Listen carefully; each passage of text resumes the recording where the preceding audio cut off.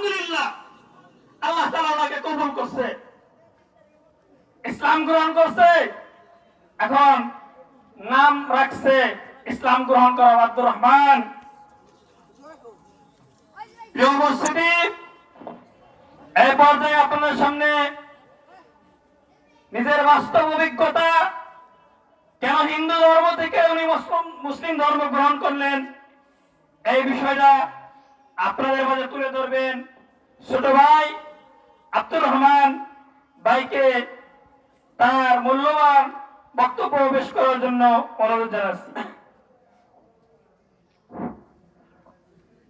আসসালামু আলাইকুম ওয়া রাহমাতুল্লাহি ওয়া বারাকাতুহু। নাহমাদুহু ওয়া নুসাল্লি আলা রাসূলিহিল কারীম। আম্মা বা'দ, ফাআউযু বিল্লাহি মিনাশ শাইতানির রাজীম। বিসমিল্লাহির রাহমানির রাহিম। ওয়া মা খালাকাতুল জিন্না ওয়াল ইনসা ইল্লা লিয়া'বুদুন। وقال رسول الله صلى الله عليه وسلم أصحابك النجوم بأيهم اقتديتم اهتديتم أو كما عليه الصلاة والسلام। আজকের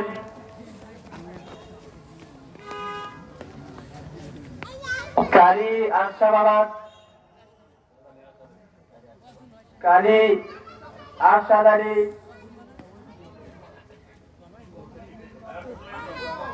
অরফি ডিগ্রিকারী রহমতুল্লাহ আলাই এর উদ্যোগে ওয়াজ মাহফিলে উপস্থিত সম্মানিত মুসল্লি কেরাম ও আমার প্রাণপ্রিয় যুবক ভাইয়েরা ও পর্দার আড়ালে থাকা আমার মা ও বোনেরা, সকলকে আমার পক্ষ থেকে জানাই আন্তরিক শুভেচ্ছা ও অভিনন্দন। আমি ছোট্ট একটি আয়াত তেলাওয়াত করেছি। আল্লাহ রাব্বুল আলামিন এই আয়াতের মধ্যে বলেন, ওমা খালাকাতুল জিন্না ওয়াল ইনসা ইল্লা লিয়া'বুদুন। আমি সমস্ত মানুষ অর্থাৎ মুসলমান, হিন্দু, বৌদ্ধ, খ্রিস্টান, নাস্তিক আর মুরতাদ, পৃথিবীতে যে মানুষ বলে পরিচয় দিবে, আমি তাকে সৃষ্টি করেছি শুধুমাত্র আমার ইবাদত করার জন্য।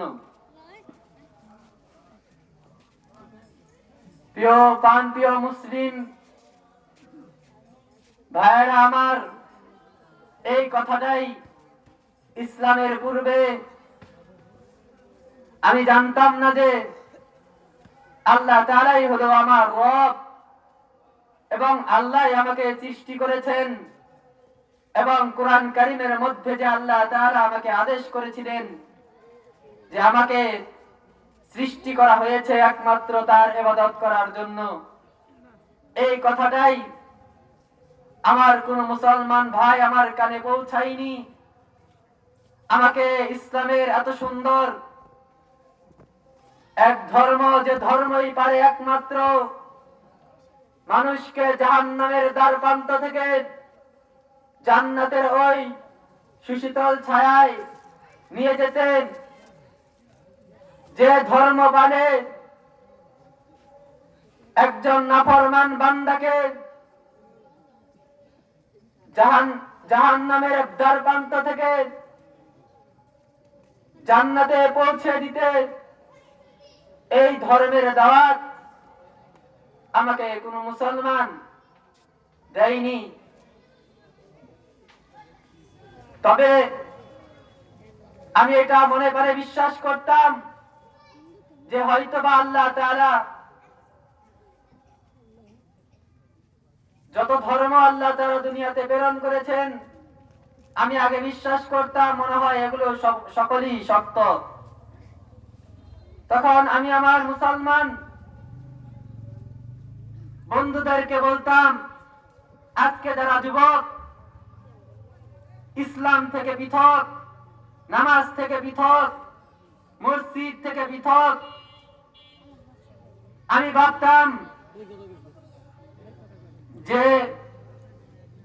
কিভাবে পারে মুসলমানরা নামাজ থেকে দূরে থাকতে। আমি হিন্দু হয়েও তো যখন পূজা হয় তখন পূজার মণ্ডপে যাই, অথচ আমার মুসলিম ভাইরা মসজিদে যায় না। তখন আমি আমার বন্ধুদেরকে দাওয়াত দিতে থাকি যে তোমরা কি জন্য মসজিদে যাও না, তোমার সাথে আমি চলি, একই সাথে ঘোরাফেরা করি, অথচ তুমি ধর্ম পালন করো না। আল্লাহর কসম, যদি আল্লাহ তাআলা আমাকে ইসলাম ধর্মে জন্মগ্রহণ করাতো তাহলে আমি 5 ওয়াক্ত নামাজ পড়তাম, রমজানে রোজা রাখতাম, ইসলামের সকল বিধান মেনে চলতাম। তখন আমার একজন বন্ধু ছিল, প্রায় আমি ওকে দাওয়াত দিতাম। ও তখন আমাকে বলেছিল, তুই যদি এতই বুঝিস তাহলে কেন ইসলাম গ্রহণ করতেছিস না? তখন আমি বলতাম, আল্লাহ তাআলা হয়তোবা আমার জন্য হিন্দু ধর্মটাকে নির্ধারণ করেছে, এটাই সত্য, কিন্তু বড় আফসোসের বিষয় একটা মানুষও এমন ছিল না যে আমাকে বুঝাবে যে ইসলামই প্রকৃতপক্ষে সত্য ধর্ম, আর বাকি সকল ধর্ম এগুলা বাতিল। যে ধর্ম পারে না ওই জান্নাতে পৌঁছে দিতে। কিছুদিন এভাবে কেটে গেল। আমার গ্রামের এক বড় ভাই মৃত্যুবরণ করলো।